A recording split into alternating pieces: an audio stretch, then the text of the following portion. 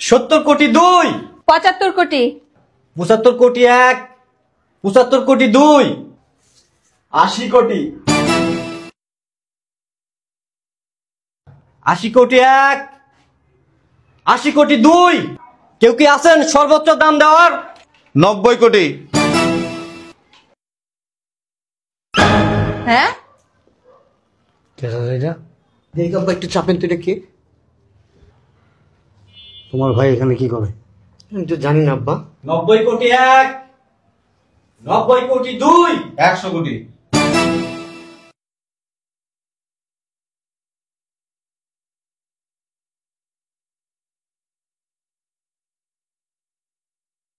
100 কোটি 1, 100 কোটি 2।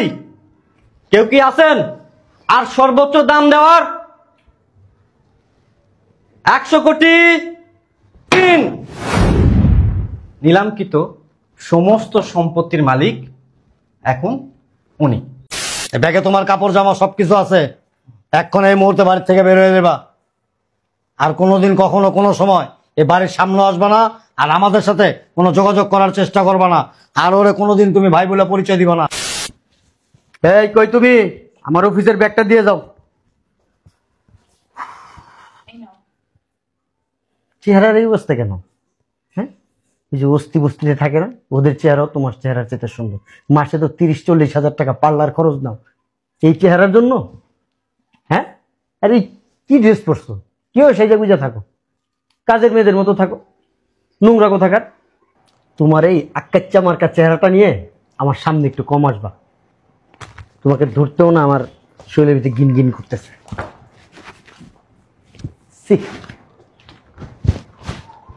জামাইকে অফিসে যেতেছ? জি আব্বা। কিছু বলবেন? বসো, ইম্পর্টেন্ট কথা আছে। জি। এই যে বাড়িটা কিনছো, জি আমরা থাকতেছি, জি ওয়েল, যে তোমার ভাই একটা আছে বেকার, ওরে কেন এই বাড়িতে রাখছো? আব্বা ওই আসলে হয়েছে কি, ওর ইনকাম একটু কম, চাকরির চেষ্টা করতেছে। এই চাকরি বাকরি হইলে তখন না হলে এই আলাদা থাকতে বলবো। কিছু টাকা পয়সা দিয়ে বিদায় করে দাও। কি ভাবতেছো মামাসের মতো? ভাবতাছি আম্মা কি করব। কি আর করবা, বাসা থেকে বের করে দাও। ঠিকই বলছেন আম্মা, এটা একটা আলগা পেরা, ওরে বাসা থেকে বের করে দেওয়া উচিত। শোনো জামাই, এই যে ব্যবসা করতেছো, ইন্ডাস্ট্রি করছো, ব্যবসা আস্তে আস্তে বাড়তেছে, বড় হইতেছে, আরো অনেক বড় হবে, তাই না? তাইলে অযথাই প্যারাটা কেন রাখছো মাথার মধ্যে? শোনা, ওরা এখন বের করে দাও। আমি বুঝলাম না তুমি দাঁড়ায় আছো কেন? বাইর করো হারামজাদার। আমি একা পারমু? যাও, লাইট থেকে দেখো কেমনে বের করি। ওরা বলো আর কাপড় চোপড় যা কিছু আছে ব্যাগে নিয়ে এখন বের হইতে। এদিকে এসো, আসো। ডাকছেন? আরাম তো অনেক করছো, আর আরাম করা লাগতো না। এই তোমার তালয় কি বলে শোনো, মানে ধরো, সামনে যাও, সামনে। ব্যাগ দিয়ে কি করব? তোমার তালয় কি বলে আগে শোনো। ব্যাগ দিয়ে কি করবা বুঝো না তুমি? ব্যাগে তোমার কাপড় জামা সবকিছু আছে, এখন এই মুহূর্তে বাড়ির থেকে বের হয়ে যাবা। আর কোনোদিন কখনো কোনো সময় এই বাড়ির সামনে আসবা না, আর আমাদের সাথে কোনো যোগাযোগ করার চেষ্টা করবা না। আর ওরে কোনোদিন তুমি ভাই বলে পরিচয় দিবা না, কথাটা যেন মনে থাকে। ওরে কিছু টাকা দিয়ে দাও। এমন ভাব করতেছে মনে হয় ভাজা মাছ টুলটাই খেতে জানে না। আরে মিয়া, ধরো ধরো, হাত তো প্যারালাইজাস রোগীর মতো। 100 টাকা, 20 টাকার বাদাম কিনবা, কিনা টিপতে টিপতে খুলতে খুলতে খাইতে খাইতে যাইবা গা। যাও, ভবিষ্যতে কোনোদিন আর এই গেটের সামনে আসবে না। আরে যাও। তুমি আবার কি করো? বেরো বেরো, যাও, সোজা সোজা, একদম সোজা যাইবা গা। বাবা শান্তি লাগতেছে মনের ভিতরে এখন। আর জামাই তুমি কি করে দিছিলা? ওঠো। শোনো জামাই, আমাদের কথা মতো চলবা। এই যে আমাদের কথা শুনছো বিদায়, আজকে দেখো বিশাল অট্টালিকার মালিক হইছো, বড় বড় ব্যবসার মালিক হইছো, আরো বড় বড় ব্যবসা ধরবা, তাই না? আর যদি আমাদের কথা না শোনো না, ধ্বংস হয়ে যাবে। শোনো, তুমি মনে করো না তোমার আমরা মেয়ের জামাই ভাবি, তোমারে কিন্তু আমরা আমাদের ছেলের মতো ভাবি। আর আমরা তোমার ভালোই চাই, খারাপ চাই না। তোমার বাইর পিছনে মাস গেলে কতগুলো টাকা খরচ হইতো, এই টাকাগুলো এখন সেভ হইবো না? ঠিক আছে, অফিসে যাও, ব্যাগটা উঠে দাও। নাস্তা করছো? জি আব্বা। যাও, একেবারে ফ্রেশ মাইন্ডে যাও, হাসতে হাসতে যাও। ঠিক আছে। কোনো চিন্তা ভাবনা করবা না, যাও মন দিয়ে কাজ করো। আসসালামু আলাইকুম। ওয়ালাইকুম আসসালাম। চল ভিতরে চল, আসো দেখ কল। তোমার মতো।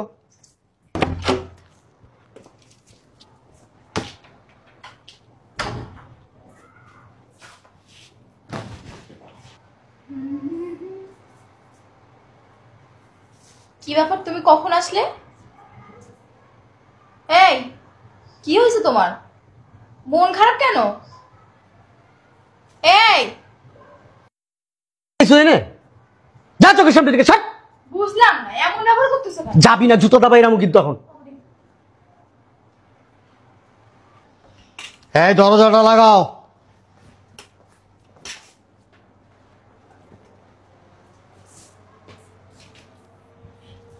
কি ব্যাপার জামাই, এই সময় তুমি বাসায়?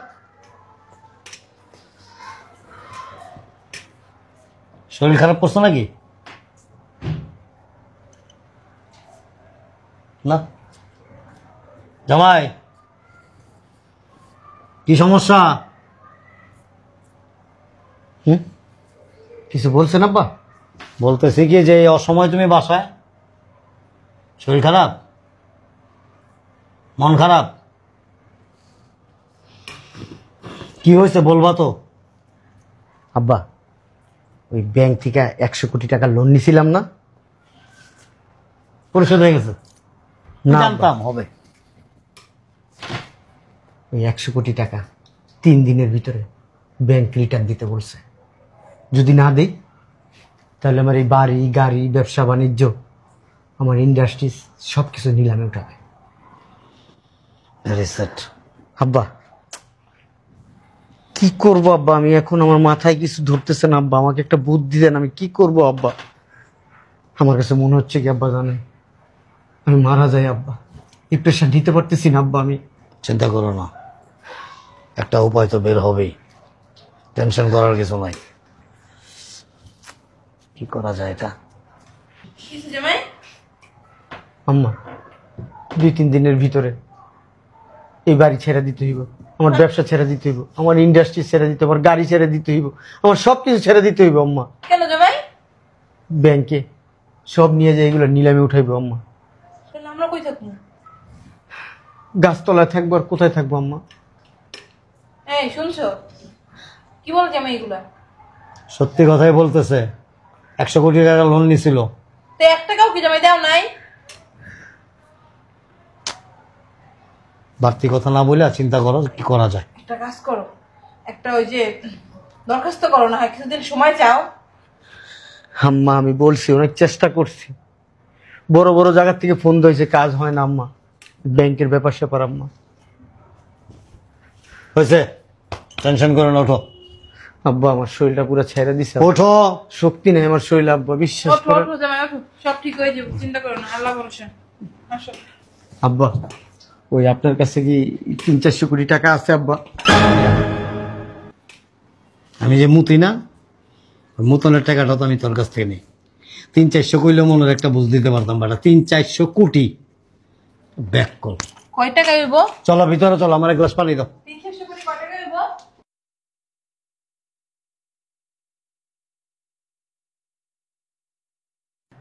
এভরিওয়ান সাইলেন্ট প্লিজ, আমরা কোনো কথা না বলি। আমি এখন নিলামের কার্যক্রম শুরু করতেছি। আপনারা যে বাড়িতে বসে আছেন, এই বাড়ি সামনে একটা গাড়ি রাখা আছে, একটি মিল ইন্ডাস্ট্রিজ নিলামে তোলা হচ্ছে। নিলামে দাম নির্ধারণ করা হয়েছে 50 কোটি টাকা। যিনি সর্বোচ্চ দাম দিতে পারবেন এগুলো তার নামে হয়ে যাবে। সো নিলাম কার্যক্রম স্টার্ট নাও। 50 কোটি 1, কেউ কে আছেন সর্বোচ্চ দাম দেওয়ার? 55 কোটি। 55 কোটি 1, 55 কোটি 2, 60 কোটি, 60 কোটি 1, 60 কোটি 2, 65 কোটি, 65 কোটি 1, 65 কোটি 2, 70 কোটি, 70 কোটি 1, 70 কোটি 2, 75 কোটি, 75 কোটি 1, 75 কোটি 2, 80 কোটি, 80 কোটি 1, 80 কোটি 2। কেউ কি আছেন সর্বোচ্চ দাম দেওয়ার? 90 কোটি। হ্যাঁ দেখি আব্বা একটু চাপেন তো, এটা কে? তোমার ভাই এখানে কি করে? আমি তো জানি না আব্বা। 90 কোটি 1, 90 কোটি 2, 100 কোটি।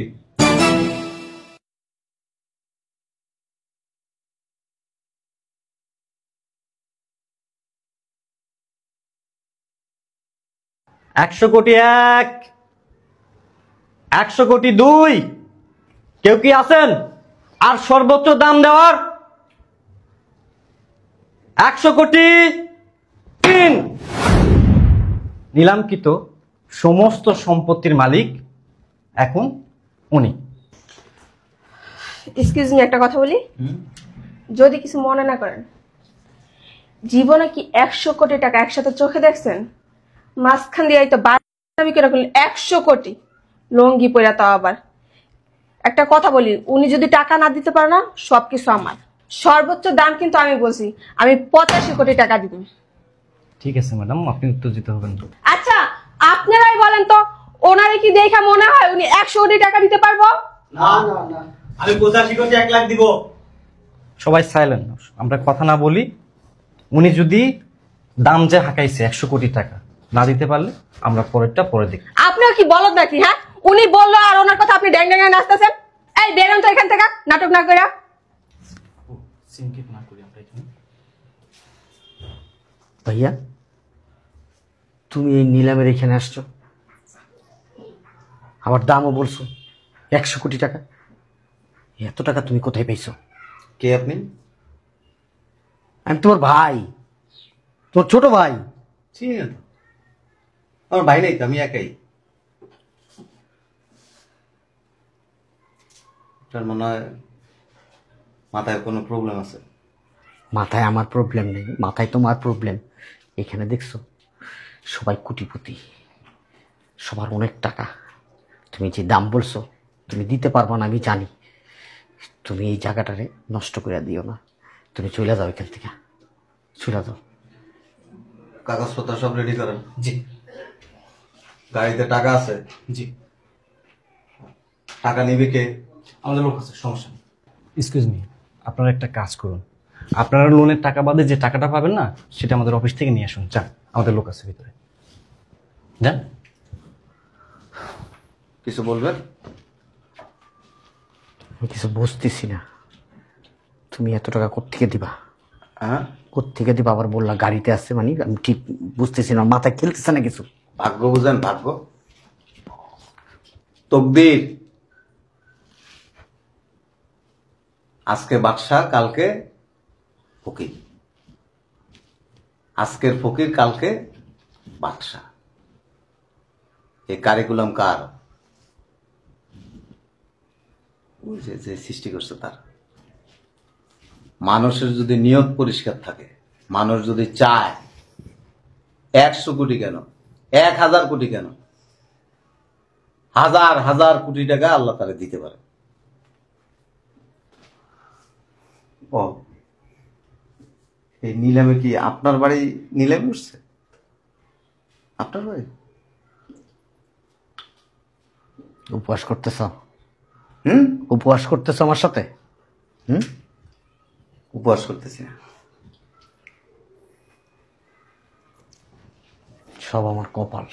এই যে মাথার ভিতরে আল্লাহ যে মগজ দিছে না, ব্রেন, এটাতে কাজে লাগাইলে মানুষ জীবনে অনেক দূর যেতে পারে, অনেক বড় হইতে পারে। তোমার না শ্বশুর শাশুড়ি খুব প্রিয়?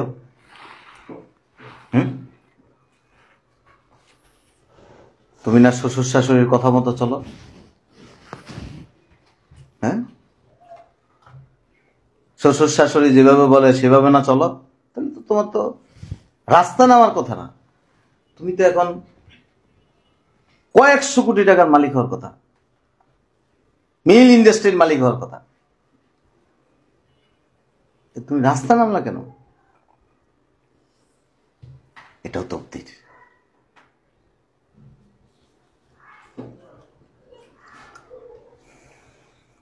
রক্তের সম্পর্ক জানো, খুব ইম্পর্টেন্ট একটা জিনিস। থাকবা কই এখন? জানি না, রাস্তায় গাছতলে থাকবো, আর কি করব।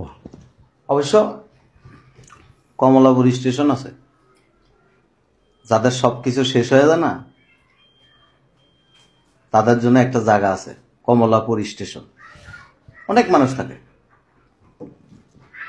তোমার এই শ্বশুর শাশুড়ি বউ এখানে সুন্দর থাকতে পারবা।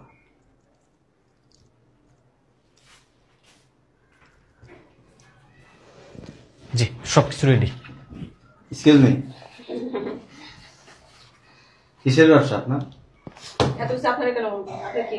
যেভাবে একটু ধাক্কি ধুক্কি দিলেন না, একটু অবাক হইলাম আর কি। আপনার মতো মানুষ অবাক হওয়া ছাড়া আর কিছুই করতে পারবে না জীবনে। এরকম স্মার্ট পোশাক আর দামি কাপড় চোপড় পরে আসলেই মানুষ এটা ভাববে না যে তার কাছে মনে হয় অনেক টাকা আছে। এই পৃথিবীতে বহু মানুষ আছে হাফ প্যান্ট পরে, লুঙ্গি পরে, কাঁধে গামছা থাকে, হাজার হাজার বিলিয়ন বিলিয়ন ডলারের মালিক। চুরি ডাকাতি করেই হয়, চুরি না করে পারেন না, তার মানে কি আপনি চুরি ডাকাতি করে আপনি এই এত টাকার মালিক হয়েছেন? আপনার বলছেন। এই কথাটা কেন বললেন? এখানে গাড়ি রাখা আছে, জি, সামনে। এই টাকাগুলি নিয়ে আসেন। জি গাড়িতে 100 কোটি টাকাই আছে। জি।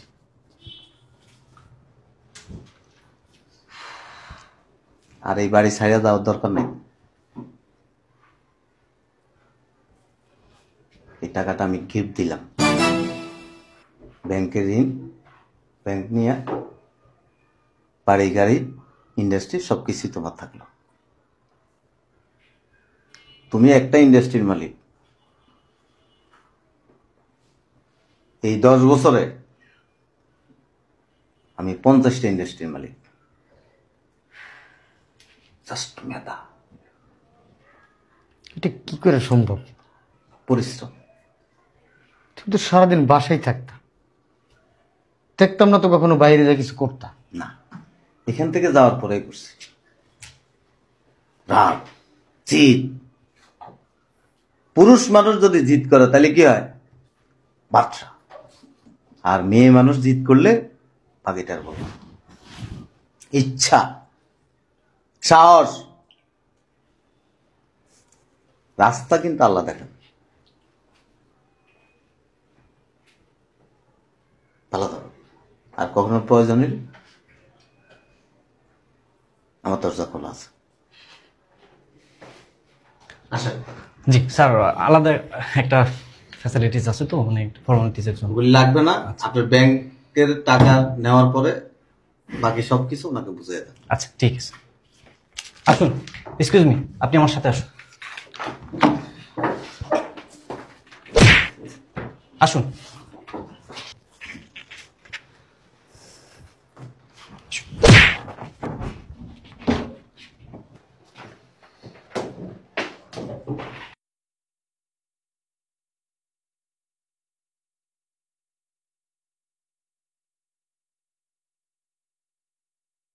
জামাই, জামাই, আমার না বাবাজি একটা জিনিস মানে মাথায় ঢুকতেছে না। একটা দুটো টাকা না, 100 কোটি টাকা। তুমি কি ভাবতে পারো? হ্যাঁ আব্বা, আমার না কথা শুনতে ইচ্ছা করতেছে না, আমার ভালো লাগতেছে না আব্বা। 100 হাজারে 1 লক্ষ, 100 লক্ষতে 1 কোটি।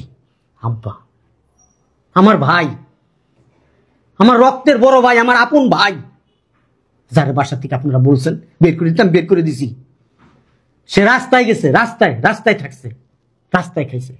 আজকে আমি, আপনি, আপনার মেয়ে, আমার শাশুড়ি, সবাই আমরা রাস্তায় নেমে গেছি। রাস্তায় থাকতাম চিন্তা ভাবনা করছি।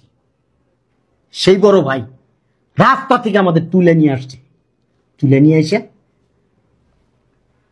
এই বাড়ি গাড়ি সব ফেরত দিয়ে গেছে, কিচ্ছু নেয় নাই আমার ভাই। আমাকে আরো কি বলে গেছে শুনছেন? যদি কখনো আমার ভাইকে যদি প্রয়োজন হয় কোনো কিছুর জন্য, আমার ভাইয়ের দরজা খোলা আমার জন্য। আর আমি কি করছি? কি করছেন আপনারা? আব্বা চিন্তা করলে না খুব খারাপ লাগে আপনাদের সেদিনের আচরণগুলা। আমিও আপনাদের সাথে পাগল হয়ে গেছিলাম। আমার তো বোঝা উচিত ছিল এটা তো আমার ভাই, আপনাদের রক্তের কিছু না, আমার তো রক্ত। সরি। জামাই আসলে আমরা এখন বুঝতে পারছি ওই দিনের ওই ব্যবহার করা আমাদের ঠিক হয় নাই। আসলে যাই হোক, কাজ না করবো, ওটা তো তোমার ভাই। আমার ভাই, আমার অনেক ব্যাপার আমার চোখ খুলে দিয়ে গেছে। আমার ভাই, আমার ভাই থেকে অন্য কেউ হলে কি দিত আব্বা এগুলো? সরি। হ্যাঁ আসলে কি জানো, ভাই থেকে দিছে। আপনি যদি নিলামে এগুলো কিনতেন আপনি আমাকে দিতেন? হ্যাঁ, আপনার টাকাটা কিনে আমাকে দিতেন? দিতেন না। কিন্তু আমার ভাই আমাকে দিছে। আমার জন্য কিন্তু আমার ভাইয়ের মায়া ঠিকই আছে। আমি রাস্তায় থাকবো, রাস্তায় খাবো, কি খাবো না খাবো, কি পোশাক পরবো, এই জন্য আমার ভাই এইগুলো সব কিনা দিয়ে গেছে 100 কোটি টাকা দিয়ে। আব্বা একবার চিন্তা করে দেখেন ব্যাপারটা।